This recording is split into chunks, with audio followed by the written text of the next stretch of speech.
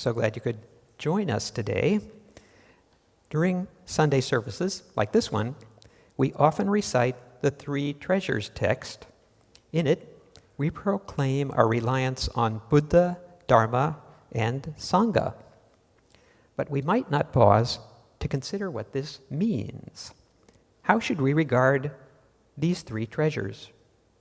2,500 years ago, as in this image, the thought would have been, I rely on the historical teacher, Shakyamuni Buddha, I rely on Dharma, his teachings, and I rely on Sangha, the community of his disciples.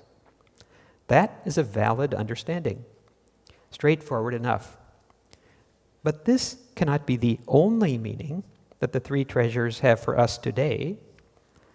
The historical teacher and his Sangha passed into history 2,500 years ago. We cannot meet them. The teachings of Shakyamuni were eventually recorded in writing and were elaborated on over the centuries. We can indeed refer to the written record of his words as we say, I rely on Dharma. But that too is rather limiting. Do we rely only on words? In fact, the Buddha recognized that the community would be perplexed after his passing, and he provided instructions to guide them, as in this important passage. Desiring to enter nirvana, Shakyamuni spoke to his disciples, from today, you should depend on Dharma and not depend on people. You should depend on meaning and not depend on words.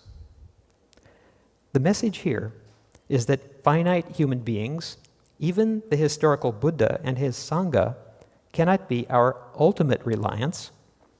That is the main idea I wish to share with you today. Please consider this when you recite the Three Treasures text.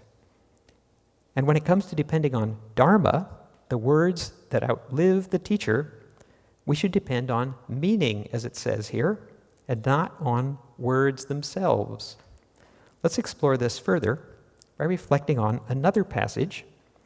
As Shakyamuni's life was drawing to a close, he said this, Therefore, Ananda, dwell making yourself your island, making yourself and not anyone else your refuge. Dwell making Dharma your island, making Dharma and nothing else your refuge. The Buddha's instruction was given in response to a question from Ananda, who was distraught over what would become of the community after the Buddha's passing. Surely, Ananda thought, a successor would have to be named, but Shakyamuni refused to do so. He offered the metaphor of an island, a bit of habitable ground in the midst of the ocean of birth and death, to explain how disciples should see themselves and the Dharma. I've been using this word Dharma. It refers, first of all, to the teachings given by the historical Buddha. This was the primary meaning during Shakyamuni's lifetime. Disciples relied on his teachings. But the word Dharma has taken on a greater meaning. Dharma is embodied in the fact that everything in the world, including ourselves, is moving, turning, and evolving. Dharma is ceaseless change itself. We can also say that it refers to suchness, or limitless reality, beyond words and concepts, the ultimate refuge to which all of the teachings of the Buddha are pointing.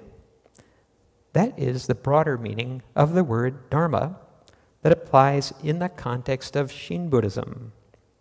In Shin Buddhism, we are commanded to take our ultimate refuge in Dharma by hearing the words Namo Amida Butsu. Let's think about this more concretely. Taking refuge in yourself and in Dharma refers to the stage of discipleship called stream entry. Stream enterers are said to be men and women who carry out the Buddha's instructions, respond to his advice, have gone beyond doubt, become free from perplexity and fear, and have become independent of others in the teaching. That means internalizing the teachings and becoming secure enough to stand on your own 2 feet. It is to depend on Dharma and not depend on human beings, even the teacher, Shakyamuni. Stream entry is further explained this way.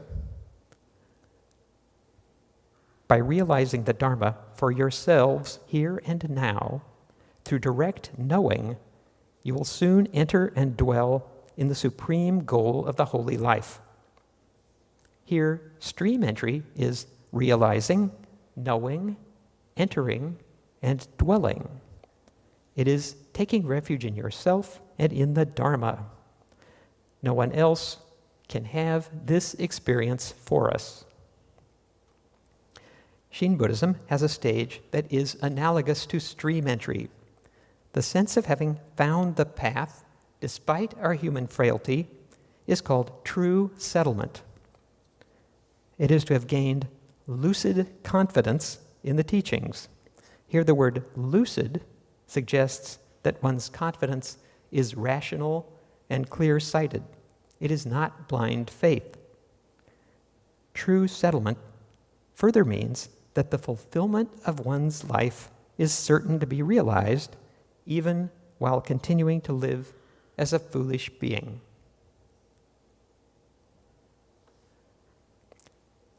The ideas that I'm sharing with you may seem jarring to Shin Buddhists.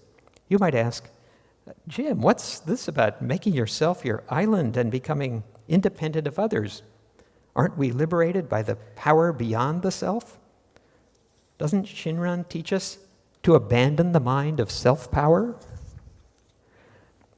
Well, I think that sometimes the pendulum of our understanding can swing too far in one direction and needs to be nudged back. The metaphor of making yourself your island and making the Dharma your island may be a useful corrective. I'm sure you recognize some of the people in this photo from 10 years ago. If we can hear the teachings of Shakyamuni and Shinran today, it is thanks to our teachers and to the environment created by OCBC, by the Buddhist Churches of America, and by Nishihon Ganji in Japan. Hence, it is proper to say, I rely on my teachers, I rely on my community, as this photo suggests. It's proper to do this. Nevertheless, this type of refuge taking has limits. We cannot place ultimate reliance on contingent things, such as individuals and institutions. For example, ministers may retire or be reassigned, as when Reverend Harada became BCA bishop 4 years ago. This temple and the BCA, if not for the continued efforts of many people, might cease to exist. Undoubtedly, that would be very upsetting, but I trust that our Dharma path would go forward in spite of adversity. This is one implication of making yourself your island and making the Dharma your island. The corollary is not to be overly reliant on one personal teacher. Shinran deflected that kind of attention away from himself. Let's explore Shinran's experience a little further. The manner in which we regard him should be guided by his own example. He did not take refuge in his teacher Honen, although he felt deep gratitude for what the teacher had conveyed to him. Shinran took refuge in Dharma, just as the Buddha had instructed. Therefore, we must not take refuge in Shinran, the finite human being. His whole life example argues against doing that. His role is to be the person who points us to the Dharma. But in regard to his fellow practicers, he disavowed any master-disciple relationship. As you may know, Honen and his Sangha courted controversy. They had adversaries in high places. After 6 years as Honen's student, Shinran was forcibly separated from his teacher and his Sangha when the community was dissolved by the ruling authorities. Shinran was banished from Kyoto to a life of hardship in rural Echigo and was cut off from the Sangha he had known. He was thrown back on his own resources. The 7 years he spent there in semi-isolation enabled him to find a new direction. Here are some words from a commentary. With his exile and experience in Echigo, Shinran had begun to probe a dimension of Pure Land thought in which he could expect no further guidance from Honen. Letting go of the final remnants of his monastic practice, he delved to the roots of religious life, reaching beyond the ordinary conceptions of wisdom and ignorance, moral rectitude and wrongdoing, into the fundamental nature of human existence as illuminated by the Buddha's wisdom.